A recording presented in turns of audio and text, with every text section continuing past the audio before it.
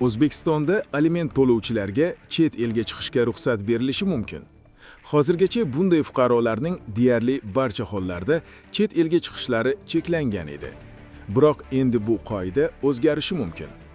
Bu masala Prezident Shavkat Mirziyoyev raisligida o'tkazilgan yig'ilishda ko'tarildi. Assalomu alaykum.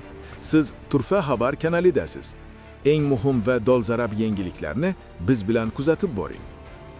Bugun 13 mart kuni Prezident Shavkat Mirziyoyev raisligida aholining murojaatlari bilan ishlash tizimini takomillashtirish bo'yicha video konferensiya yig'ilishi bo'lib o'tdi.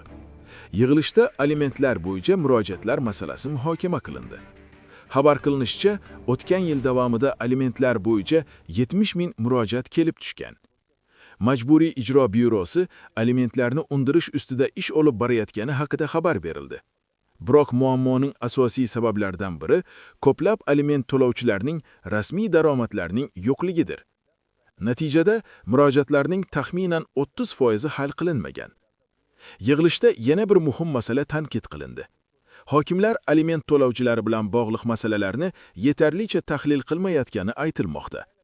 Qanchasi kasb egasi, qanchasi ishsiz va qanchasi kasbga o'rgatilishi kerak. Shuningdek, bandlik boshqarmalari va 7 mahallaga aniq vazifalar berilmayotgani ta'kidlandi. Mutaxassislarning fikriga ko'ra, agar hududlarda ish to'g'ri tashkil etilsa, aliment bilan bog'liq murojaatlar sonini 2 baravar kamaytirish mumkin. Yig'ilishda yana bir muhim jihat ta'kidlandi. Hozirda O'zbekistonda fuqarolarni o'qitish va ularni chet elda yuqori maoshli ishlarga yuborish tizimi yaratilgan. Biroq aliment majburiyatlari bo'lgan odamlar bu imkoniyatdan foydalana olmaydilar.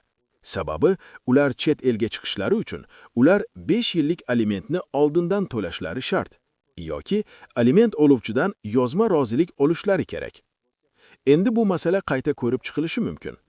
Prezident rasmiylarga bu muammoni chuqur o'rganish va tegishli takliflar kiritishni topshirdi. Agar ushbu qaror amalga oshirilsa, ko'plab aliment to'lovchilar chet elda ishlash va alimentni o'z vaqtida to'lash imkoniyatiga ega bo'lishlari mumkin. Siz Turfa xabar kanalini tomosha qildingiz. Bunday muhim va dolzarb yangiliklardan birinchi bo'lib xabardor bo'lish uchun kanalga obuna bo'ling, videoga like bosing va uni yaqinlaringiz bilan baham ko'ring. E'tiboringiz uchun tashakkur. Keyingi yangiliklarda ko'rishguncha